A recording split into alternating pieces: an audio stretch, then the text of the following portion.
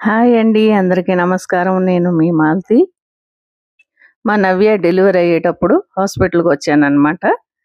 తర్వాత ఇప్పుడు మా మనవరాలికి ఒంట్లో బాలేదనేసంటే తీసుకొనొచ్చాము.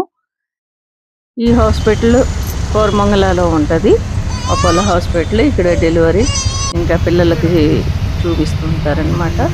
మా మనవరాలికైతే పుట్టినరోజైనా నెక్స్ట్ రోజే చాలా ఒంట్లో బాలేదండి. అంటే జ్వరం వచ్చింది. చాలా జ్వరం అనమాట.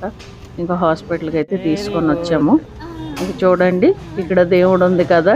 ఆ దేవుడు చూసి మా మనవరాలైతే దండం పెట్టేసుకుంటుంది.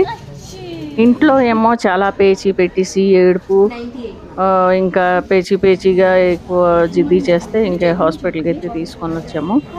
ఇంకా వచ్చేటప్పటికి ఇంత బెంగుళూరులోన ట్రాఫిక్ అంటే అడుగడుగుకి ట్రాఫిక్ అన్నమాట. తను ఏడుస్తుంది ఒకవైపు ఈ ట్రాఫిక్.